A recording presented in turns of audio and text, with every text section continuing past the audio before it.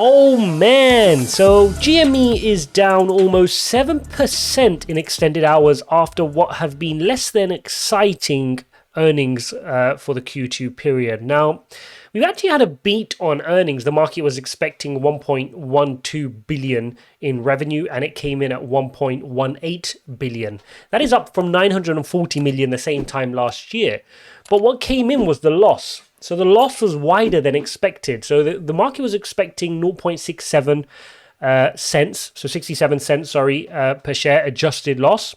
And it came in at 76 cents per share adjusted loss. Now, that in itself would have been enough to drop the shares, of course. But what we also had was a less than exciting commentary on the earnings call. I mean, they didn't take any questions. They didn't really give any more indication into what their amazing, exciting plan is. So you'll remember Ryan Cohen, who's he's the founder and CEO of Chewy. He jumped on the board in January, and in June he became the chairman. And he said, "We are trying to do something that nobody in the retail space has ever done." Those were his exact words. But what is it? We want to know, right? The shareholders want to know, people want to know, investors want to know, institutions want to know before they can back this. What is it you're doing different? And the guidance didn't seem to show that. I mean, they've announced that they got restricted cash in cash of 1.78 billion. They've introduced a new fulfillment center in Nevada, which is about 530 square foot. They want to move into e-commerce. They've made that pretty clear and become stronger in e-commerce. They've taken out a new lease on a new customer care site. So they're saying we want to increase our customer care. But is that enough? Like, what's going on? We need some more behind this. I mean, obviously GameStop are up over 950% this year, given the short squeeze. But they really got to take this opportunity to really grow, because it won't last forever. And if they don't capitalize on this and do something, then this could be a problem. Now, we also know that, so they didn't take any questions, but they did say that the SEC has requested extra documents for the probe into the trading. So not sure if they're going to comply with that, or if they're going to share data.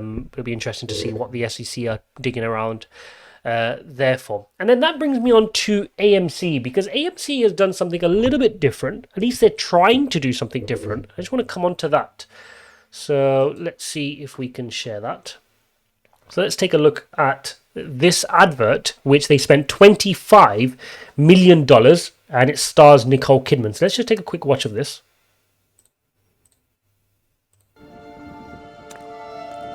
We come to this place for magic. We come to AMC theaters to laugh, to cry, to care, because we need that, all of us. That indescribable feeling we get when the lights begin to dim. And we go somewhere we've never been before, not just entertained, but somehow reborn, together. Dazzling images on a huge silver screen, sound that I can feel. Somehow, heartbreak feels good in a place like this. Our heroes feel like the best part of us, and stories feel perfect and powerful. Because here, they are. AMC Theaters.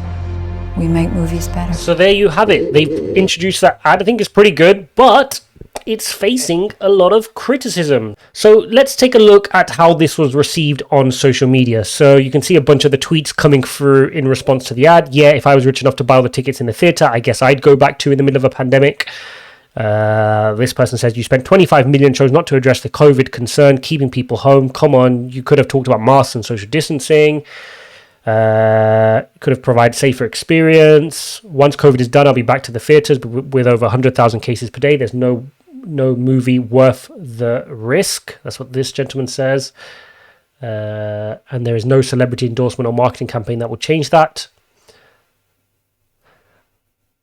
I'm sorry, I'm having trouble fitting this into my brain. This post is bragging about how much AMC spent on an upcoming advert. I mean, the people who actually go to the movies right now are probably impressed.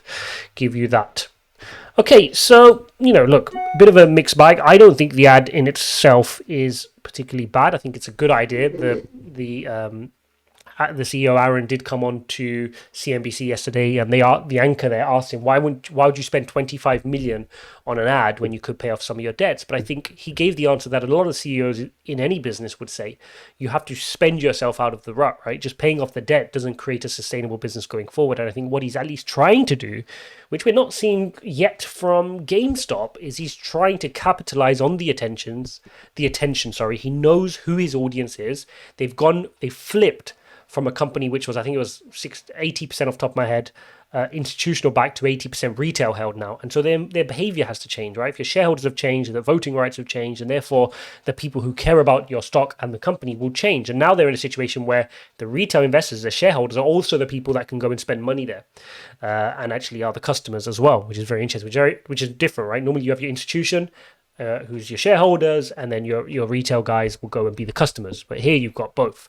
And I think at least AMC are trying to address that and trying to come up with something in this situation, instead of just kind of battening down the hatches and doing nothing. They raised money, which was good when GME wasn't as quick to do that. They raised the funds, they've put this ad out, and then I guess you got to grow out of the pain. You can't just pay off the debts and be like, I mean, I think they're on 6 billion debt, is it, off the top of my head? You can't just start paying that off. You've got to build a business that can then, dwindle that debt amount based on your growth as a company. So there you go, mixed messages. Look, some people are just obviously not ready to go to the theaters, which is understandable given the case rates over there in the US. But I still think it's the responsibility of the CEO to do what he can to push things forward, to get it back on the agenda, because over the last 18 months, people haven't been going to movies, and they've actually forgotten, because they just go watch a movie on Netflix or whatever, Amazon Prime. So that he needs to bring it back on the agenda, remind them why that physical experience is right.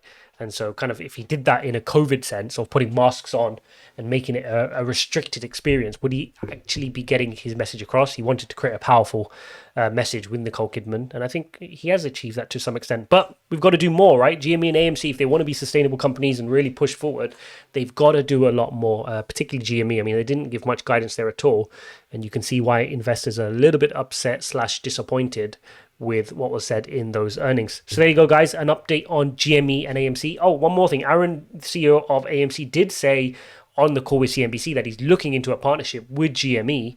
And he says that in the previous earnings call, that was the most requested thing. And he said he would reach out. He has reached out, but he said he's not yet in the position to share what they've been discussing. But these are the kind of things we want to know. So really, they've got to get some sort of partnership agreed, agree it, do something, and come out with it instead of having these conversations, because they're going to lose that momentum. And it's not something that won't stay forever. They've got to keep topping it up. And it's really important that they understand that and really start making meaningful strides, just like every other company has to, right? If Tesla stops delivering vehicles, just like we complain about Lucid has such a high momentum and valuation for the EV space, but if they don't push out vehicles, that's going to dissipate, okay? And the market just won't put up with it if you're not pushing on and moving forward. So there you go, guys, an update on AMC and GME. We'll see you in the next one.